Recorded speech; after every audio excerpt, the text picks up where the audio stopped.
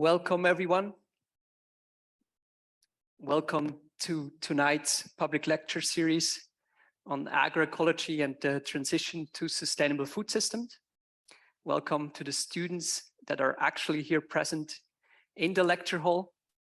And of course, very warm welcome to Lily and Shruti, who will be the core of today's public lecture. I'm very much looking forward to get their insight and their experiences on agroecology, on the focus principle participation. So we would start with a short introduction from my side. My name is Jan Streit. I work at the World Food System Center, and I would just introduce briefly to tonight's public lecture series, and then really fast also hand over to the panelists, Shruti and Lily, that we get as much as possible from them. Just quickly have to start with the clicker. So when we talk about agroecology, I think it's really interesting to start with the word sustainable food systems. Sustainable food systems and food systems in general are very much connected to the Sustainable Development Goals. And remarkable here is that they're really connected to almost all, when not all, of the Sustainable Development Goals. And if we talk about the agroecology, agroecology is not a term that can be easily defined in one sentence. Agroecology has multiple elements. We have the aspect of science, we have practice, and we have agroecology as a social movement. Agroecology as a science really studies the different aspects and dynamics of the food system. And the practice is here to sustainably produce food, to sustainably process also food. And then we have the social movement that is really emphasis on the social aspects of the agro-food system and the food system, and also the part of participation that we're going to hear about tonight. Here's a very long and complex definition. There are many words on this slide, but I tried to break it down a bit. We have this agroecology definition of the high level of panel experts. That's a report that was published in 2019, and it emphasizes on agroecology as an approach to use of natural processes and limit the purchase of inputs. It promotes closed cycles with minimal negative externalities, and it also really emphasizes on the importance of local knowledge and participatory processes. And agroecology approaches recognize that agri-food systems are coupled socio-ecological systems. And that's really also the core of tonight, where we talk about the focus principle participation that really much relates to this aspect. When we were talking about creating this public lecture series, we were looking into how can we organize this. And there are these 13 principles of agroecology that really try to break the complexity down a bit. And there's these principles that were proposed by this panel, and we kind of structured all the public lectures accordingly. And today we're going to talk about the number 13, the focus principle participation. And these principles also help us a little bit to understand agroecology a bit further, because it divides the agroecology into a part of the food system, where we have, for example, the fairness, the participation, but also co-creation and connectivity. And then on the other side, we have, of course, the agroecosystem that relates more to things like biodiversity, animal health, soil health, and for example, also recycling. And then also we have, when we talk about transformation, we'll have that on different levels. That starts at the farm level, of course, where the magic of producing food happens, but it continues with like the landscape level or water catchments, but then also the community in food systems, even up to the whole society. This is just a quick reminder on what we had and what we still will have as public lectures. We had the focus principle biodiversity, animal health, and social values. Today, we can enjoy the presentations on participation, and we have one last public lecture on land and natural resource use governance. There will be more public lectures coming next spring semester, where we focus on other principles.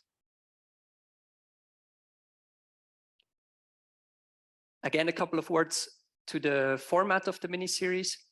We have now the two inputs that share their experience and also some insights from their work that connect to agroecology. We then will have a short moderated Q&A session. So I also would like to emphasize here that you're very welcome and invited actually to ask questions via the Q&A function that you find in Zoom. And then we have a short closing. And then the session is closed for the public. And in the second part, we will enter in a student session where the students have the opportunity to interact with the panelists of tonight. So now I would very much welcome Shruti and Lily again. It's great to have you here. And I would like to give the floor to Shruti for your input.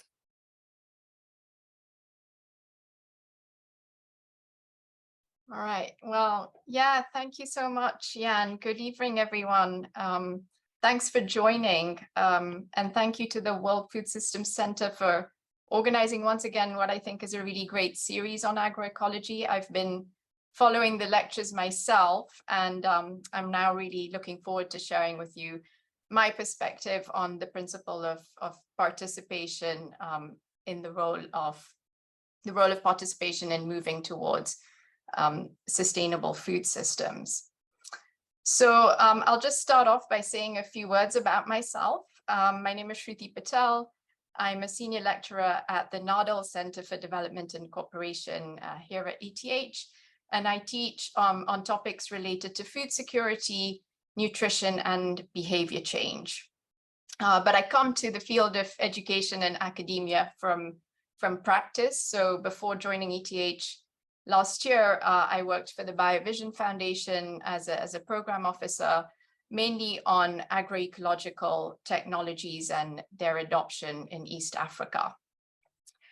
And I'm fortunate enough to stay connected to the work of BioVision through my role as a member of the foundation board now.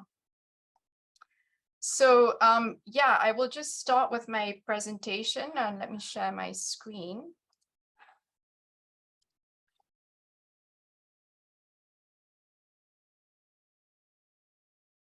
So can everybody see that? Well, okay, great. Okay, well, so for my talk today, what I'd like to do is talk about some of the conceptual aspects of participation, and then link that to some concrete examples from my experience that relate particularly to agroecology. So in the first part, I'll talk a little bit about what participation is, how we understand it, and why it's an especially important topic when we talk about the transformation of food systems. And then in the second part, I'll present a couple of examples to illustrate some of these concepts.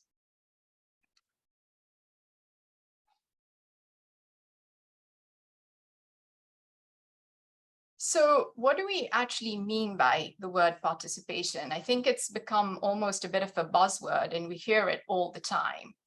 And often when we think about it, we have this visual imagination of people being part of a process, right? That's what the word says. people engaging in something, cooperating, discussing, and even maybe driving the process of change itself. And in this version of participation, the involvement of people is really seen as a really important ingredient for successful change. So, for example, we might rationalize that farmers should participate in agricultural research because then the research will really be relevant to their needs, and then it will give them a sense of ownership, and therefore it's more likely that the results of that research will be used and then will become sustainable. And of course, this is really important in agroecology because, as we know, agroecology is very knowledge intensive, and it's also very context dependent. And as we heard from Yodek Kebede last week, so often the research that is taking place is quite disconnected from the needs of the end users. So there's still a huge gap there. And I think that's a big potential for participation to actually contribute to sustainable food systems. But there's also another really important imperative for participation in food systems. And that is that the people involved in food production and consumption simply have the right to engage in decision-making about things that impact their lives. And when we think about participation this way, it tends to have a little bit of a different focus. So participation becomes not a means to an end, but rather it emphasizes building and facilitating collective action so that food systems actors become agents of their own change, right? They're able to determine the change that they want to see for themselves. And that can mean challenging the status quo, but it can also mean bringing themselves into the power structures that they may have been excluded from. And I think this is precisely why participation can be so transformative. And I think the difference between these two levels of participation is seen quite nicely in this quote from researchers Bunch and Lopez, who studied agricultural technologies in Guatemala and Honduras. And they found that many, many years later, after these technologies had been introduced in the communities, in fact, none of the initial technologies remained, but instead there were like 100 new technologies that were being used. So they found that it's not technologies themselves that are sustainable, but it's the process of innovation that was made sustainable. So, and we can see this transformative role very clearly in this graphic, and I think Jan showed it earlier as well. So I'll just sort of explain it in a little bit more detail. So this is a graphic that shows the different levels of transition towards sustainable food systems, and it actually maps it on to the principles of agroecology as defined by the high-level panel of experts. So on the bottom, you see 7 principles that relate mainly to incremental changes in the food system. So the focus there is really on the farm level and on the agroecosystem. But as we go up and we talk about transformation of the food system at large, so we look at levels 4 and 5, some other principles gain in relative importance. And you see that participation is right at the top. And why is that? Well, I mean, it's because it talks about really deep-rooted change. So it talks about changing governance structures, changing ownership, establishing localized systems. And this is really quite fundamental because if we look at our current food system, it's really quite the opposite of all these things. It's, in fact, highly centralized, it's homogeneous, it's characterized by a lot of concentrated power at various levels, unfair conditions across value chains, and producers and consumers are often bound to rules and regulations that leave them quite disconnected from each other. So just to give you quickly some examples of centralized power, these are some statistics that I've put together from various sources, but you know, the point is here to show that it exists at different levels. We're not only talking about the corporate concentration of power, but even, for example, the homogeneity of diets. So 3 grains make up about half of human diets. Of course, there's a lot of concentration when it comes to input markets, but also exports. So only a handful of countries export most of the world's grains. And then 10 companies control almost every large food and beverage brand in the world. So what I think this situation illustrates is kind of what can happen from decades of non-participation and decades of excluding people in decision-making about food systems. But power and participation are a bit like 2 sides of a coin. And this really came to light last year during the UN Food System Summit that was organized by the UN Secretary General with the aim of improving equity in food systems. So the idea was grand. The idea was to include voices from all across the food system. But in fact, many organizations were completely outraged by the initiative. So there were concerns that the agenda had already been set by corporations mainly, and there were really some serious doubts and questions about the inclusion of farmer and peasant organizations and whether that inclusion was actually meaningful. So in the end, many organizations and many important actors refused to take part. So I think what this shows is that defining who takes part in dialogues about food systems, how they're included and why is extremely challenging. And whilst the UN was perhaps not able to navigate this challenge so well, there are some inspiring and positive examples at the local and national level. So that's what I will share with you now. So the first example is an organization called Soils, Food and Healthy Communities based in northern Malawi.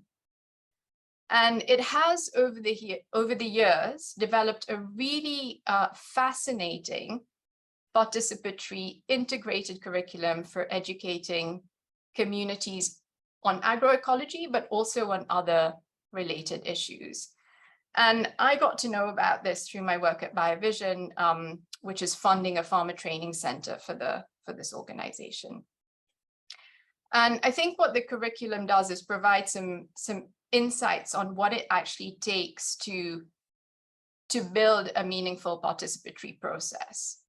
And you might at this point be thinking, oh, well, this doesn't sound very special, because it's true, like most NGO projects, most community projects do describe themselves as participatory. But what I'd like to show here is some of the intricacies that are involved, because I think this is really, really underestimated. So first of all, the organization initially started to promote the intercropping of maize and legumes as a way of improving nutritional outcomes for children in the community. But soon after, they realized that the intercropping itself was having some kind of negative effect on the amount of work that women were doing. So it was really increasing the burden of women's work, and it was becoming a bit self-defeating. So the organization then had to sort of take on this difficult task of addressing gender issues. So gender roles, family values, really sort of topics that are not so easy to discuss. And they went about this in a way that really, really spoke to the community, brought in the community in ways that they could relate to. So without sort of alienating or threatening men, for example, or other people in different power hierarchies. So for example, they held cooking classes for men, also recipe days. And it was really done through this process of experimentation. So they were kind of willing to have this uncertainty about whether it would work or not, and willing to sort of adapt along the way. And gradually, their work then expanded into even more difficult issues, like what's happening at the wider level of the community. So you see this example there on the issue of land rights. There's a boy of 10 years old and his parents die. And then some relatives say, well, you know, this is now our land. What do you do about it? And it's this kind of community discussion that really creates this awareness of people being part of the problem, but also part of the solution. And this was done, you know, through various mechanisms, like they used drama, they used discussion groups, farmer-to-farmer training, in a way that relates to the daily lives of people. So the topics themselves are holistic. So it wasn't just covering agronomic practices, which I think often is the focus of a lot of the work of agroecology, and we tend to kind of leave some of these societal issues by the wayside. And then maybe lastly, just to say that the time frame involved is quite a lot. So they started like 20 years ago. And this movement now has about 6,000 farmers, but it's taken 20 years to build up this kind of participation. And they also received a lot of support and resources from outside, which is not the case for all our organizations. So, I mean, I don't think there's a recipe for participation, but I do think that these are some of the elements that have enabled this organization to grow. You also see that it's very community-led. The trustees are farmers themselves. And I think that that's also really important. So just to relate this curriculum and some of the aspects that I've talked about to conceptual sort of imaginations of power and participation. I think what this curriculum does really well is provide a roadmap for building these different expressions of power within the community. So when we talk about participation, power is the other side of that coin. And there's sort of 3 or 4 different versions of power. The first one is negative, but the other 3, power within, power to, and power with, are very sort of positive expressions of power. And I think this is what the curriculum did really well. So addressing these 3 different expressions of power.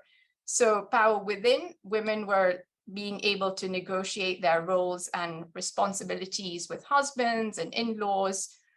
And then power to, which is sort of the next level up, they were able to actually put this power into action by implementing changes in diets, by having a say on what is planted, by contributing to discussions around how resources are allocated. And then finally, power with. The organization is very collective, so it worked as a community, including farmers on everything from field trials to the facilitating discussions. And it's now a movement of over 6,000 farmers who are advocating for agroecology at the national level. So, and then maybe just the last thing to say about this kind of participation is that it involves a lot of skill. Like, I think that that's also something that's really underestimated when we talk about participation. We have to bring so many people together, people that have different agendas, people that are, threatened by different initiatives, and that's quite difficult to bring people together. And I think there's a lot of work to be done on building skills and support for that. The second example that I want to talk about is a project in Kenya and Tanzania, which also started several years ago.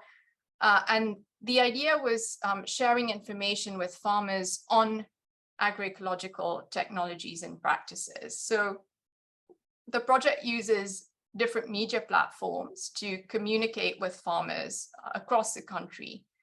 And it's based on their feedback that the content of future magazine articles and radio programs and farmer trainings are developed. So it's the farmers themselves that frequently develop the content together with the staff of the BioVision Africa Trust, which is the local organization responsible for implementation. And you can see sort of the impact of this participation in terms of what information farmers find relevant. So initially, the focus was really on technical knowledge. So we knew that farmers were really looking for specific agronomic knowledge and technical know-how on how to do certain things related to plants. So really at the level of the field. But as time went on, it became clear that the availability of inputs was really also a gap in information that farmers were facing. And they were also increasingly looking for information on how to access markets. So the activities had to sort of adapt and respond to those needs. Later on, farmers also began to ask for consumer sensitization. So they wanted the program to raise awareness of consumers on, for example, organic produce. And so there was a real challenge there with in terms of keeping up with these changing needs. And I think that's also one of the challenges of participation, is actually being able to action what that participation is telling you. And maybe just to add on to that, the BioVision Africa Trust is now sort of building on this experience to build a coalition of ecological agricultural initiatives across the continent. So they've been mandated by the African Union to coordinate a continental-wide movement for organic agriculture. And I think that's just a really nice thing to see, a local organization taking a continental representation. And with that, I will come to the end of my presentation. So some of the takeaways I'd just like to leave you with is the following: our current food system, it's very inequitable.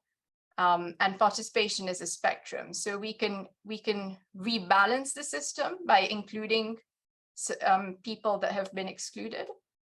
But in that process, we can also entrench existing power structures, and we can polarize situations. So this really calls for the skill of participation to be, the skill of facilitation and dialogue to be valued a bit more highly. And then the challenge for us as food system actors, or for anyone interested in this space, is figuring out which levels and entry points to act on, because power is really present at all levels. It's present at the global level, and that's maybe easy to see, but it's also there at the local and national level. So there is scope for participatory processes to be brought in at every level. And in fact, they should really be brought in wherever we see the potential for change. So yeah, you can learn more about the organizations that I mentioned, Soils, Food and Healthy Communities, as well as BioVision, at the BioVision Symposium, which is happening on the 26th of November here in Zurich. And you'll find more information about that on the website. So thanks very much for listening. I hope you're inspired to find an entry point you would like to explore, because there are quite a few in need of attention. Thank you very much, Ruti, for this great presentation, and also the really all these examples that you shared with us. It was really a pleasure to listen to this. I would leave the floor to Lily, and would also like to remind everyone to ask questions via the Q&A function to both of them, to Shruti and Lily. And we would have some time at the end of our public lecture to discuss some of the questions. Lily, the floor is yours. Thank you very much. Hello, everyone. So my name is Lily Belloc. First of all, I would like to thank the organizers for this opportunity and to inviting me to give us a lecture on in this wonderful occasion. And as well, I would like to say a few words about myself. I'm an agronomist, an agronomical engineer, and I've been working for the past 10 years in the food sovereignty and agroecology movement all over the place. But in the past 6 years in Hungary, where I'm based, I'm Hungarian, and where I have been building the Hungarian agroecology movement and the Hungarian agroecology network. And in 2020, I joined the board of Agroecology Europe. And in this February, I became the president of Agroecology Europe. And in 2018, so going back in time, I started my own farm in northern Hungary. So I'm a farmer as well. But that's enough about me. Let's dive into this topic. So actually, it's quite nice. I'm happy that with Shruti, we decided that you will start because it's you already said many elements that I would like to as well. And so it's nicely built upon. So why is participation needed? You already touched it, Shruti, because there is like a massive concentration of power going on in the food system at many different levels. Well, not only in the food systems, in different sectors as well, but now we're concentrating on the food systems. So you already showed many of these data, so I'm not gonna read them out loud, all of them, but I just really want to highlight like how this is like becoming more and more concentrated. For instance, the seed market in the past 25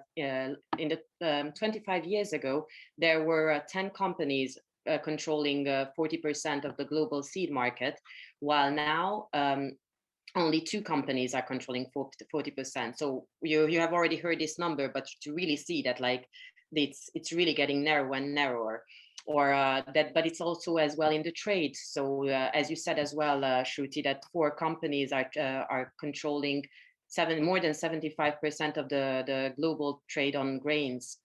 And the same trend can be seen in animal farm or livestock genetics, land concentration, and even in the digital world. So it's a really important topic, the whole aspect of digitalization.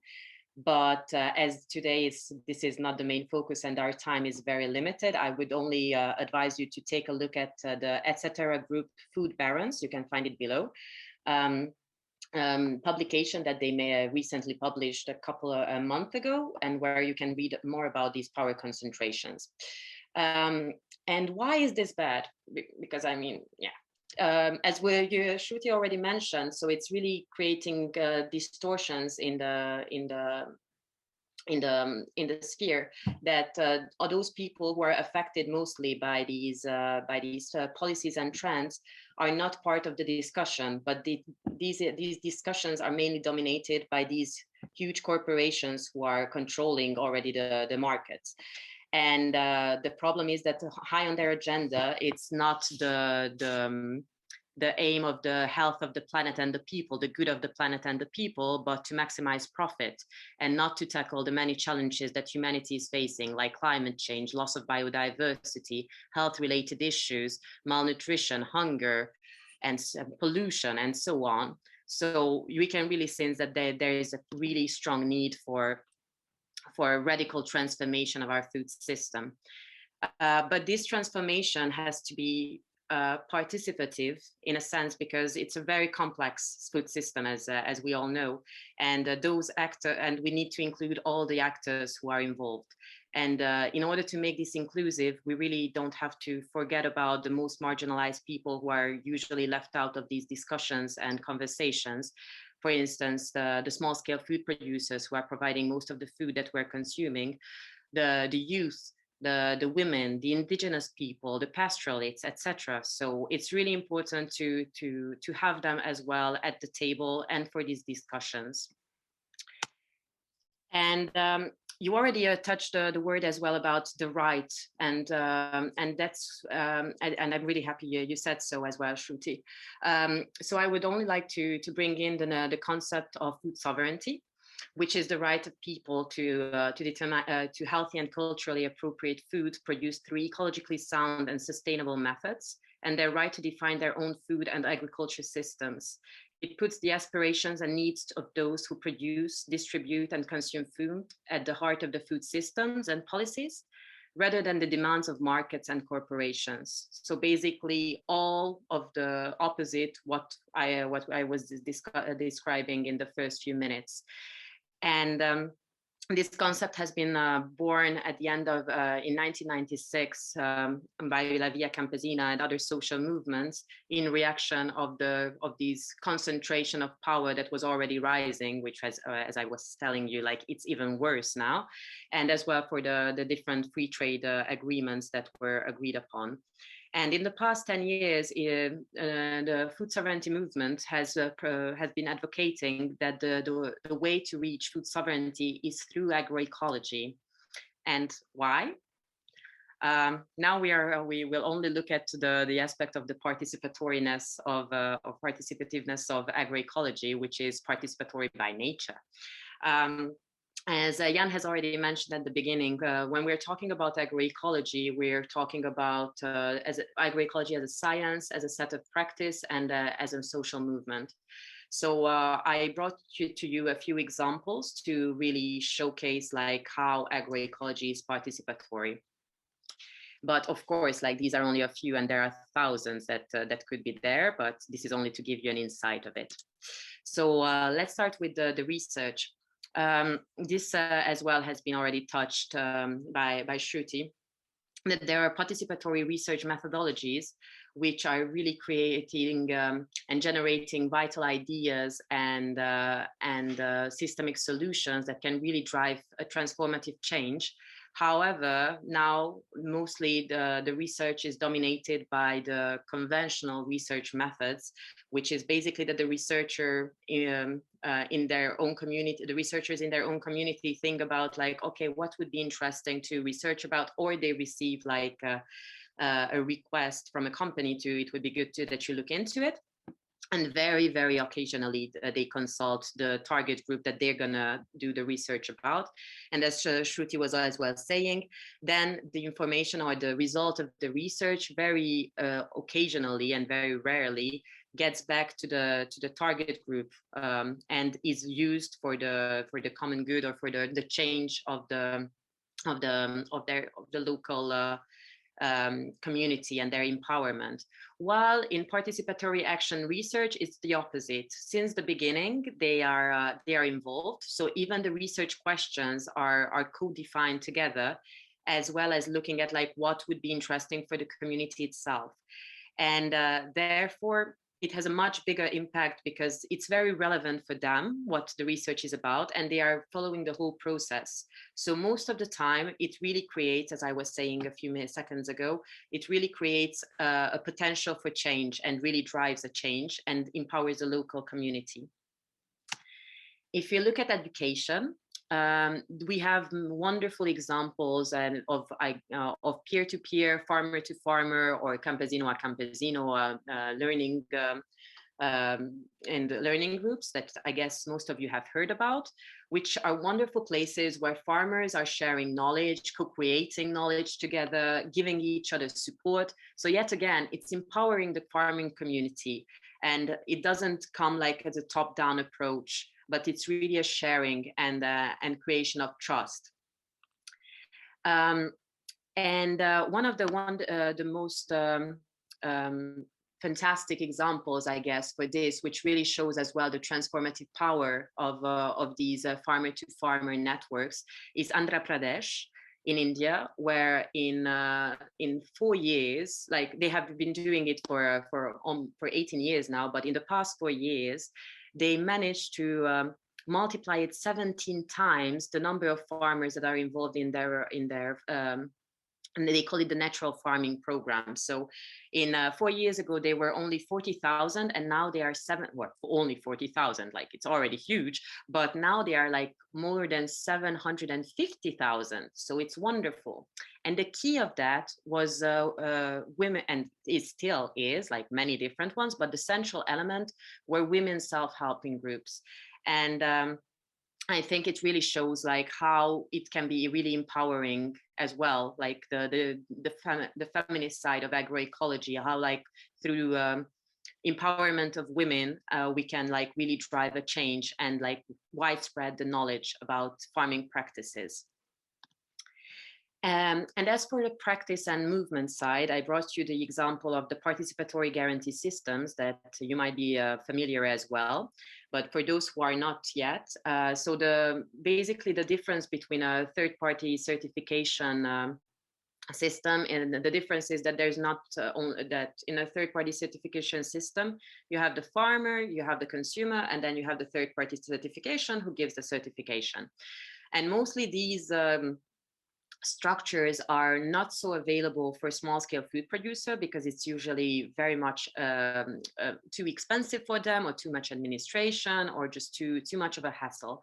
So in response to that, the PGS system, or the PGS has been born.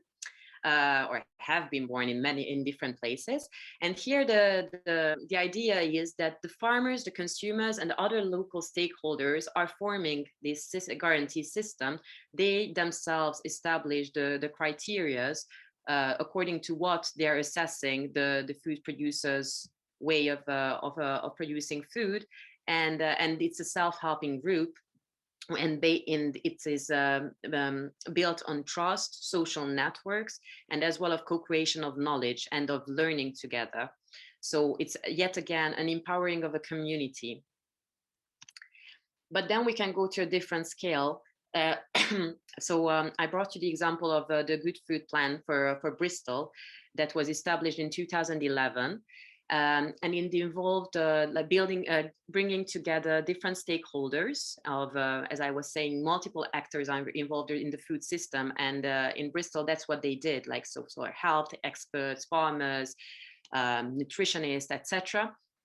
And they analyzed their own food system and how it's operating, what could be improved, and really made suggestions of how to proceed. And as it has been running for 10 years, they have achieved many wonderful things. So I highly advise you to take a look on their website.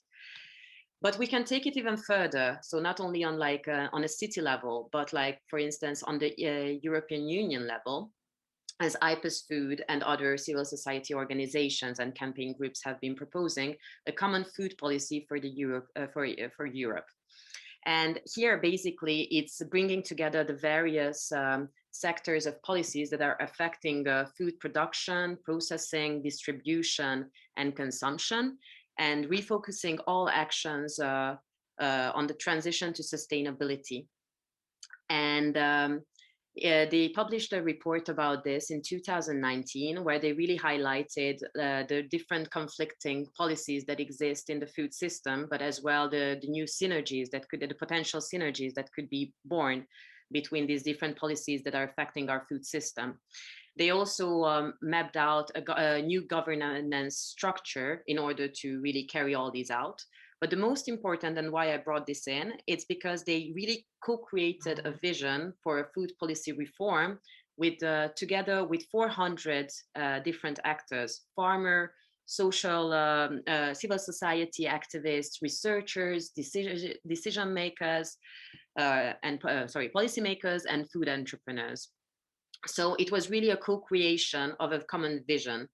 And so it is super interesting as well. And I hope that in the next years, we will see more and more becoming a reality and not only on paper. And now a few words about our association, Agroecology Europe, and how we implement or we apply the principle of participation. So for those of us who don't know us yet, we're a quite young association in that sense that we have been funded in 2016 by 19 funders from 10 countries.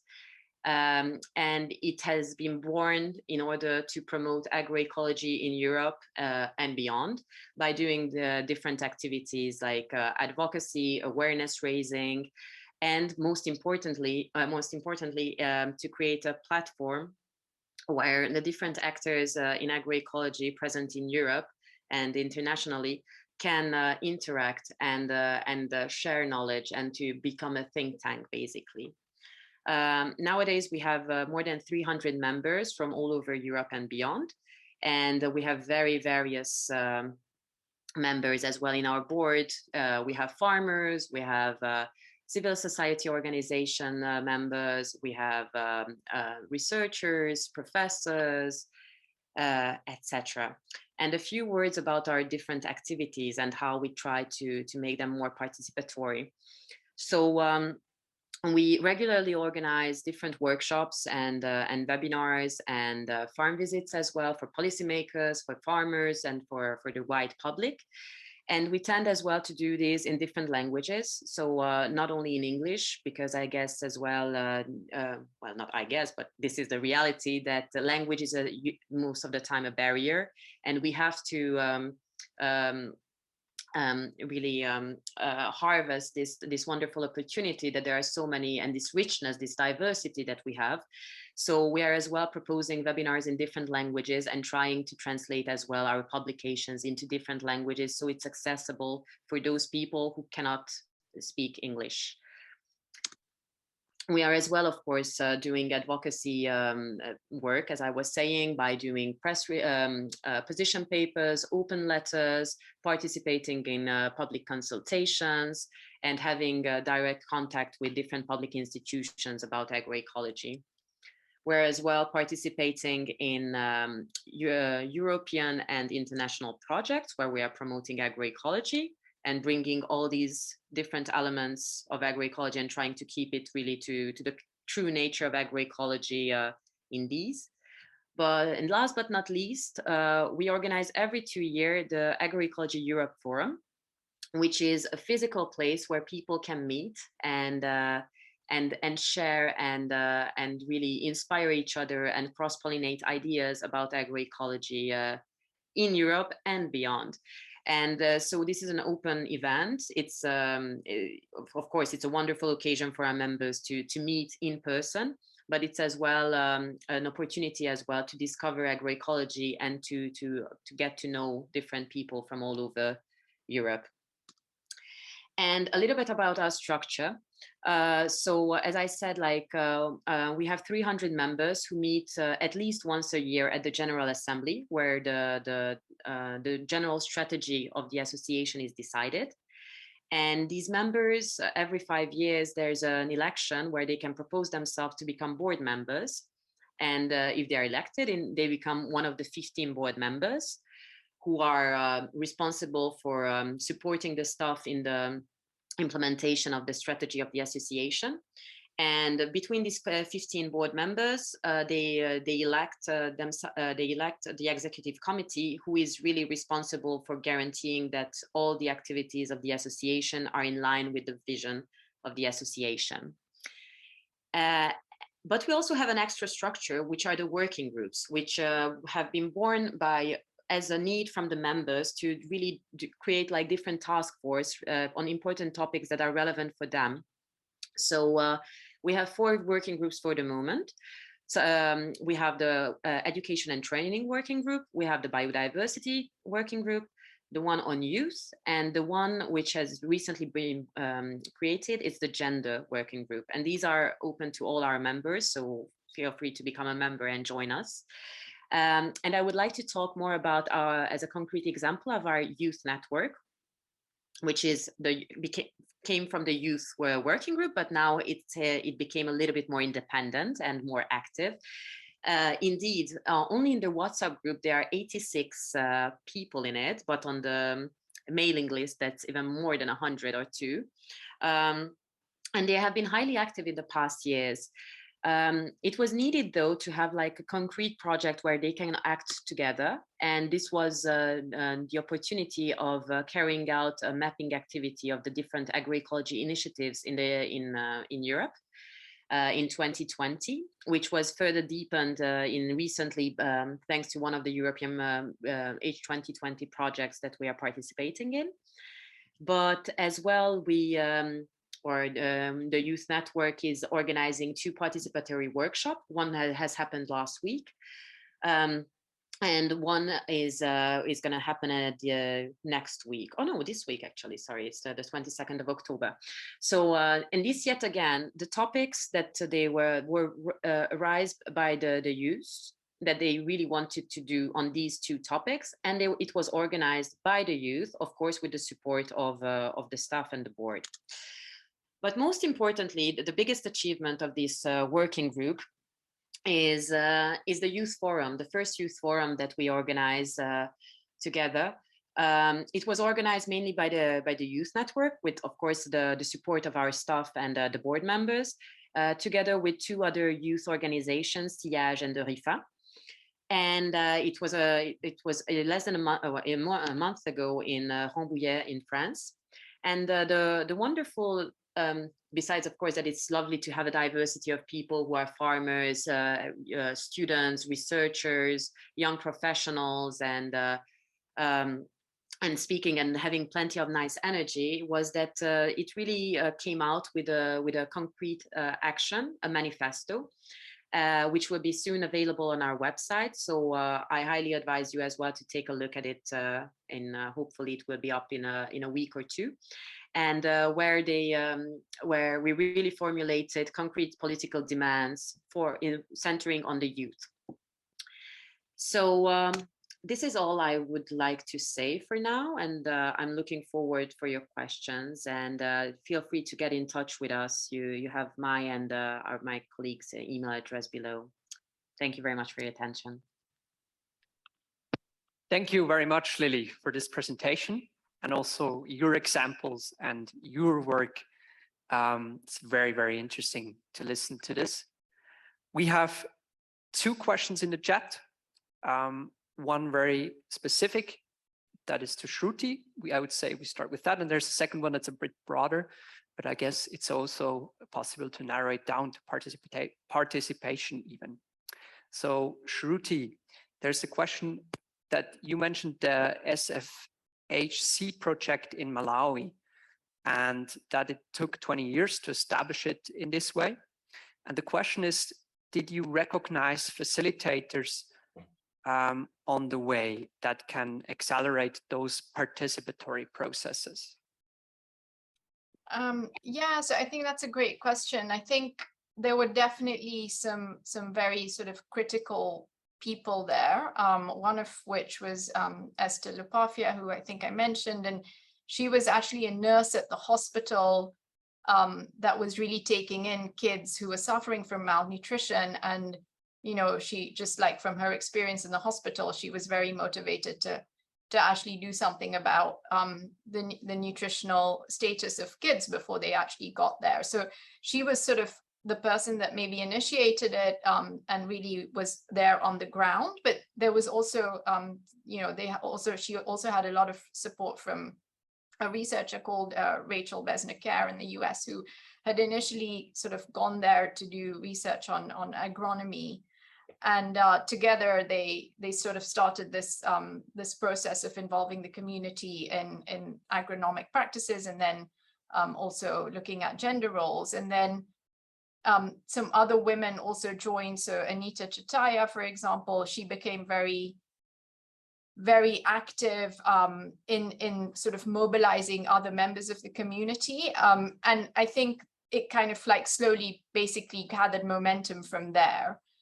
So I don't know if this is also always a difficult question, right? Like, is there any kind of sort of special thing? Like, what is it that makes these, you know, certain initiatives work in certain places and really take off, and, you know, in other places it's a lot more difficult? And I don't think I have the answer to that. Just, you know, just to say that for sure, like, individuals matter a lot. Hopefully that answered. Thank you very much. Yeah. There was a second question, or a cash question, coming into you, Lily. that you were talking a lot about the Agroecology Europe works on association level. And the question is, do you also work directly with farmers on farm level? And do you know how farmers accept your initiative? Thank you for the question. Indeed, like, as well in umbrella organizations, we have organizations which are farmer organizations, but we have as well members who are farmers themselves and who are as well on the board of our association. So there is a direct work in that sense with as with farmers, let's say. But if you mean that we are going out on the field and interacting with them, indeed, like in some sense, yes, because I mean, as I was mentioning as well, the farm visits that we are carrying out, indeed, like it's directly linking them to policymakers, but as well we have created an indicator system, or an assessment tool, more or less, which is based on the 13 principles and as well the 10 elements of agroecology of FAO, called OASIS. So this is as well used by to assess their farms. So I don't, and I guess the return from our members or from farmers that with whom we are interacting with have been quite positive, because they really feel the need of representing on this level, and that to have like this direct connection as well with the researcher community, as it's a really good, as I was saying, an interface, sorry, for between researchers, farmers, and decision makers that we try to create. Thank you. And there's one, I think we still have time to address this question, and I guess it's to both of you. The question addresses that the person would like to know or to ask if there's an intention to operationalize the 13 principles, because currently the principles are only very briefly described by the HLPE. And for examples, what are indicators one could use to measure if you want to implement such principles? Of course, you can answer very generally on all principles, but you can, if you'd like to also connect that very much to participation, I would leave that to you. Maybe Lily first, sorry. Thank you. You could see already that I wanted to answer. Indeed, about like how to measure, to implement the principles. There are several indicator tools that have been developed, like as the one I mentioned that was developed by Agroecology Europe OASIS, but there's one as well called TAPE, which was developed by FAO. So it's a tool of assessments of agroecology, of performance of agroecology, performance and evaluation. For agroecology. So there you have the 13 principles, which are of course interlinked with the 10 elements of agroecology described by FAO, and it is quite easy to use by farmers as well, and it's giving you a direct feedback about like where you're positioned. So both of them are these ones I have already used and are based on these principles and elements, which I recommend to you.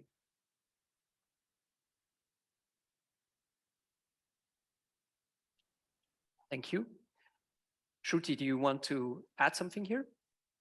Well, I mean, I think this is a question that I've heard asked many times, and I'm always a bit sort of unsure of how to answer, because on the one hand, I think it is really important to have these indicators to monitor how we're doing, but I also sometimes worry that, you know, we can get caught up in these measures, and you know, and that kind of goes a little bit against the grain of agroecology, because it's very holistic. It's supposed to be tailored to a very specific context. And it's really, I mean, I think they're called principles for a reason. So it's about kind of getting people to align themselves on a very sort of ethical and value-based system, like way, rather than actually aspiring to maybe measures which could be helpful initially, but I think become dangerous if they then become targets, because once they become targets, then it's quite likely that they're not really useful to measure what we really want to measure. So maybe just to add that comment. Sorry, can I just react on that? I agree with you, but in the end, I think it's still important in a sense to be able to, not for the measurement, but for the measurement for the farmer themselves to see the progress and to really have like a feedback. Okay, so where should I improve? And, you know, it's not like giving, oh, I received 5 points on this, but really like, okay, where am I standing? And so for that, I guess like it's still needed. And, but I totally get what you're saying. Yeah, I think it's important to say like, what are we using it for, right? Totally. Like the motivation for the measurement. Yeah. Great, thank you so much. So looking at the time, the public lecture actually ends now here. I thank very much to the public that participated, that watched our series tonight. I thank very much to Shruti and Lily for these great presentations and all these insights into your work, your examples, and it was really a pleasure to get these insights. And we would now ask the public to leave and then take a short break for the students, and then the students would come back for a student session. Thank you very much. Have a lovely evening out of ETH.